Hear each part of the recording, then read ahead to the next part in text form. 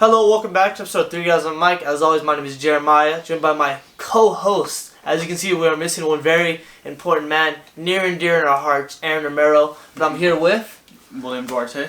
And before we get started with this episode, an unfortunate loss of life occurred earlier this week. And, any loss of life is terrible. Yeah. Especially at his young age. Dwayne Haskins, 24 years old, sadly passed away in Florida while training with some of his teammates. Our condolences to his family, to his friends, those who know his teammates. Those who called him brother. Called him son. It's something that shouldn't happen.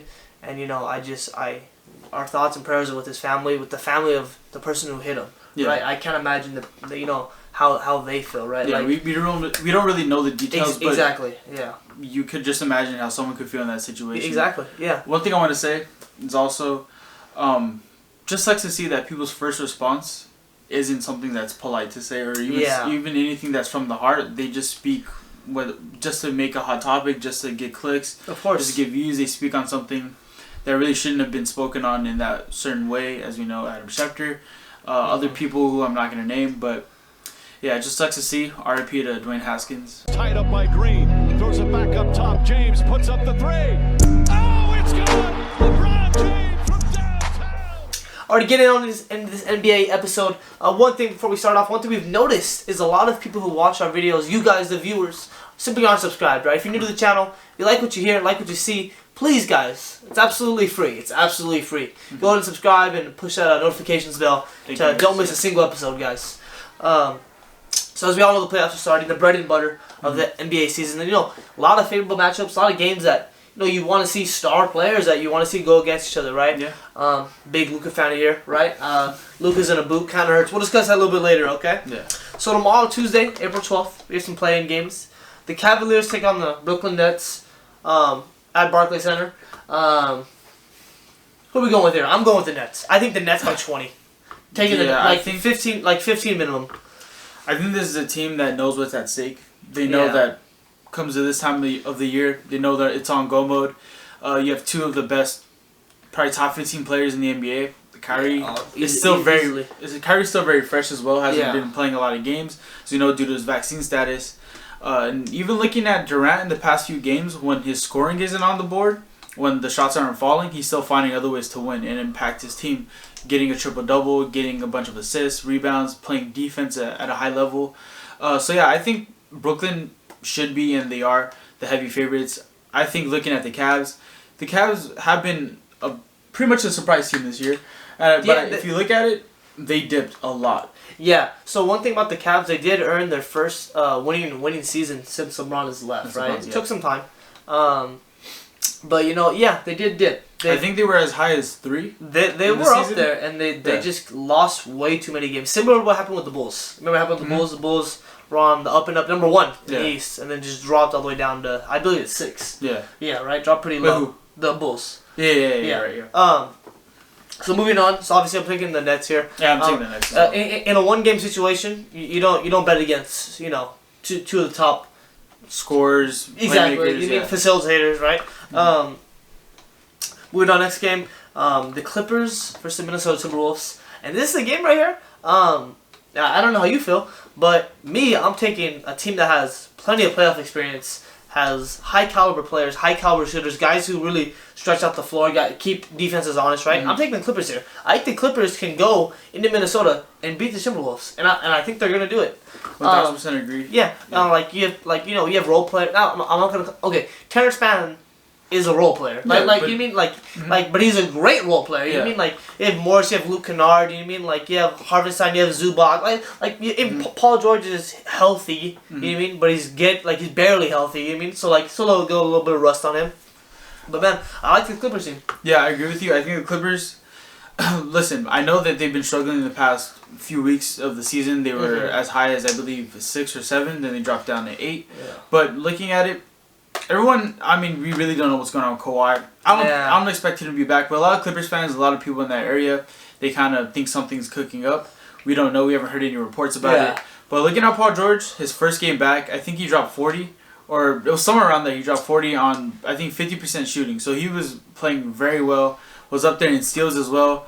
I think Paul George, let's not forget, before he got injured, he was in talks for MVP, All-Pro, All-NBA. Looking at his season, and even last year, shut up all the critics. As we covered those videos last year, Paul George, we all know the playoff P, pandemic P nickname. He really did shut up a lot of those people. Bounced back, and I think he still has that chip on his shoulder. It didn't really go away. As you know, Clippers, every single year are in the mix for it. Just health has been a huge issue for them. So, and also one thing that we didn't cover is Covington. Yeah, Covington and Norman Powell. A trade from the Portland Trail Blazers. Got both of those guys. Great players. And I think that looking at Norman Powell, he's a guy who could really just take it all. He could really take over the court once Paul George is on the bench. Looking at Reggie Jackson, also a player like him. And that's the biggest thing here. Like when the stars for LA go off the floor, they still have offense, right? When the Timberwolves lose their big three, the depth just simply isn't there for them. You mean like they don't have a Rondo type of guy to come in, like a shooter type of guy to come, like, you mean they don't have that guy. And I think that's what's gonna hurt them. They don't have a Dennis Smith Jr., right? Like you know what I mean? Like they don't have that guy that can facilitate his own shot, like Karis LeVert, right? Yeah. Like they don't have that secondary guy. But let's not forget though. I mean, we haven't even shown any love to the Trailblazers, right? But looking at it, Karl-Anthony Towns, Patrick Beverley has his team acting different. Yeah, we can tell. Yeah, that's true. We can tell the swag in that building is just completely different compared to 3 or 4 years ago when Jimmy Butler was literally cussing them out in the middle of practice. Yeah. Now looking at them, they have that swag to them. Okay. We saw even Cat after he won the 3-point contest. He was going off. He was kind of hyping himself up. That's what you need to do when you're a player like that. Yeah. So I think this game is going to be very, very close. I'm just still going with the Clippers. Yeah. But Karl-Anthony Towns could take over that game. Let's also not forget Ant. Also, he made history. I think he had the most points under 25 years old. And so I'm not like the Timberwolves have the legit big three. Like I'm not taking that away from them. That's right. Like it's not gonna be blow by any means. Maybe a basket or two. Moving on Wednesday. So like the last 2 playing games, right? Oh, the last 2 playing games for the seeds. So the Charlotte Hornets versus Atlanta Hawks. Once again, right here, I'm taking the team I'm taking the 10th seed. I'm taking the Charlotte Hornets. Like, I'm sorry, but I genuinely believe that team can go into Atlanta, can go into an away stadium. You know what I mean? And with their firepower, with like how that young core, I think they can win. The big knock on the Hawks is when their role player shooters don't play well, the team falls apart. Like the team has no other weapons to really truly rely on. Yeah. Is Lou Williams playing? No, Lou Williams not. No? Okay, then right there. And John Collins has even been injured too. So John Collins hasn't played. You mean like the team's missing the camaraderie? If Gallinari doesn't shoot well and Hunter doesn't shoot well, sorry. If they don't shoot well, like the team is, it's abysmal. That's how the multiple games they've lost this season by like 20 points. Like I've watched a lot of basketball, and like there's multiple games they have dropped simply because they cannot shoot. Like they're a big shooting team. They rely on that a whole bunch. And the Hornets are just so athletic. They just move around so much. And they're explosive. You know what I mean? They're dynamic. I'm taking this Hornets team. I think the Hornets team is on the up and up. Listen, I'm not mad at your Hornets take. Sure. I do think this game is going to be very close. I think it's closer than a lot of people expect. But I'm looking at one guy only, Trae Young. Looking at Trae Young, had the most points this season, had the most assists this season. I believe only the second player in NBA history to do that. Just looking at him, the way he has his team playing, the way he's been playing in the past month or two, battling. They were, keep in mind, they think they were 1 game out of the 7th seed. Or 2 games out. So it's like they were right there in the mix with Brooklyn and Cleveland. But I agree with you. I think the Hornets are a tough team. We know Gordon Hayward is not going to be playing in that matchup for reasons, I don't know, he's been on and off ever since his injury 2-3 years ago. It just sucks to see him not really come back and play a lot. But looking at this Hornets team, they are deep. I love LaMelo. As you know, proved everyone wrong. And as you know, he's been playing very, very well. Yeah. You have the trade for Montrezl Harrell, who is a good veteran who could bring that swagger and that toughness to a team like that. But I'm still going Atlanta. I think in a 1-game situation. And it all depends on how they play defense. As we know, that's the biggest thing about them. Last year, they were a very good defensive team. This year, haven't been really playing defense and has been very consistent. So I think it's all going to come down to that. I'm still taking Atlanta. I think they have the superstar. I think they have the player who's going to get it done in a 1-game situation. Okay. That's fair. Yeah. Moving on here, last playing game. San Antonio Spurs versus New Orleans Pelicans. This is one of those games out of all these playing games that I'm just like the Brooklyn game. I'm taking the Pelicans, and I don't think it's Pelicans. Yeah, I'm taking the Pelicans here. I think the Pelicans, Brandon Ingram got healthy. You mean they got the original starting 5 back. But well, not original because CJ McCollum's on the team now. Mm-hmm. But I think CJ McCollum like truly elevated that team. He was a veteran that they needed, a guy who can facilitate, a win now player. Yeah, exactly. Mm-hmm. I mean, obviously they're not them winning a playoff series, kind of out of the picture. Yeah. The 1-game situation, I like the Pelicans team here. This Pelicans team is explosive. They can shoot the lights out the building. They can drive. They have guys who can attack the rim. And they have multiple guys. They're deep. You know what I mean? They're not as deep as the Heat or the Bucks. But I still think in a 1-game situation, playing the San Antonio Spurs, who kind of struggled this year, I'm taking the New Orleans Pelicans at home in NOLA. Yeah. At first, when I saw this matchup, I was leaning towards the San Antonio Spurs, just because I like Popovich, DeJounte Murray, who's been playing out of his mind. But yeah, I like what you're saying. They have Pirtle too. Like they have a good team. So they do have they have a good squad. I think that they are a few pieces away from being back to where they used to be. Yeah. But I just look at it. I think the Pelicans right now, CJ, one of the best scorers in the NBA. As you know, anytime he can really go off, and a long time in Portland was a great 1-2 punch with Dame. But looking at it, BI coming back, and I think that they also gonna ride off the swagger. And listen, this might be a stretch. I don't know. But when you beat the Lakers 2 times, exactly, and kind of put them out, you kind of have it in your head like, look, like we could do this, we could win in a 1-game situation. I was bring that up, I think that's something that kind of fuels a team, especially a team like that who really doesn't have much to play for. But then you look at yourself and you're like, we're a game out, or we're 2 games out of making the playoffs. Yeah. So I think that this team does have some swagger. And like they were bad too. They had to fight. So I'm gonna go with the Pelicans. I think that good. Yeah, I think that they're really just prepared for this moment. Hopefully, CJ and Brandon Ingram just step up to the players we know they can be. Yeah. And I'm going with the Pelicans. Okay. So moving on to the teams that are actually in the playoffs, the matchups that are set, right? The ones that we do know, right? No predictions here. We're just gonna discuss. I'm just gonna list them off, and we're just gonna the ones we're gonna watch. Okay, like the ones that are gonna be interesting, right? So Utah versus Dallas, Toronto versus Philadelphia, the Nuggets versus the Warriors, and then you have the Chicago Bulls versus the Milwaukee Bucks. Right off the bat, I don't know about you. It stands out to me.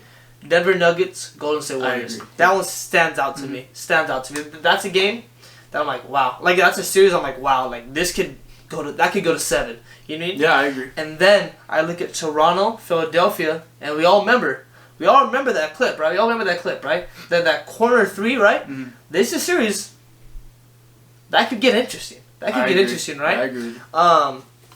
You have to go to Canada to play. You have to go all the way to Canada. You know what I mean, to play them, right, for their home games, right? Mm-hmm. So it's like I don't know, like it could get interesting. And one thing that you kind of have to worry about is a strategic battle when it comes to vaccines. We know Toronto, if you're not vaccinated, you can't travel up to. Yeah.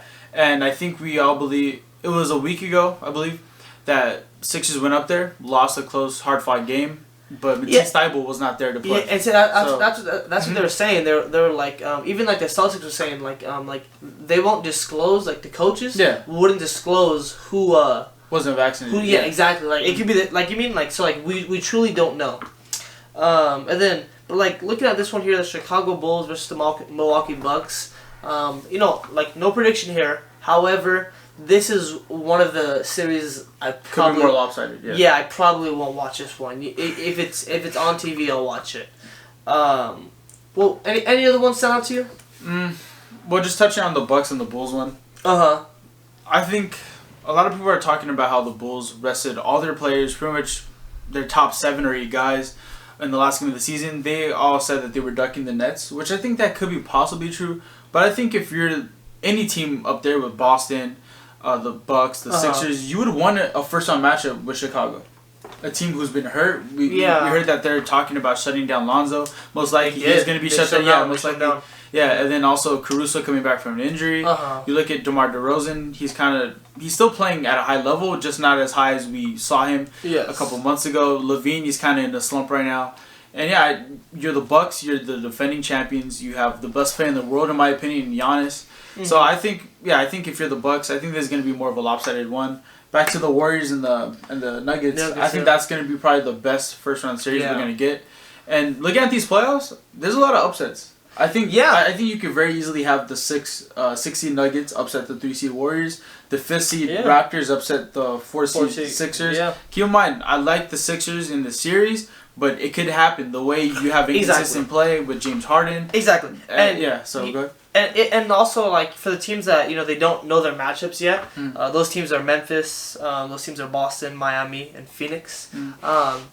I think they're kind of in a better seat right now. They're in the, except for Boston. I would say Boston's the only one who's actually, like, looking at who they're going to play. Because if Boston plays the 7th could be the Nets. And that's, like, if I'm Boston, like, I'm begging. Like, I don't want to play the Nets. Yeah, tomorrow. Yeah, like tomorrow you're probably the biggest Cavaliers fan. Like, you mean, like, and so, let us know down below, guys, your thoughts. First off, let us know, what's your NBA team? Let us know if your NBA team even made the playoffs. I know a lot of them. Thankfully, one of the teams. I'm actually a Nuggets fan, so I put it on for the video. I am actually. I don't know why you put it on. I am actually a Nuggets fan. Nuggets did make the playoffs. Our co-host here, Aaron Romero. I don't think his team made the playoffs. Did they make the playoffs? I don't think so. I don't think they won over 38 games. Didn't they have a super team? They did have a super team. They just had a bunch of veterans. Yeah, Los Angeles Lakers did not make the playoffs. Sucks to suck. Better luck next year. Bronny's on the way. Once again, guys, go ahead and subscribe, like, comment down below. Thank you guys so much for watching another episode. You guys are mine. Thank you.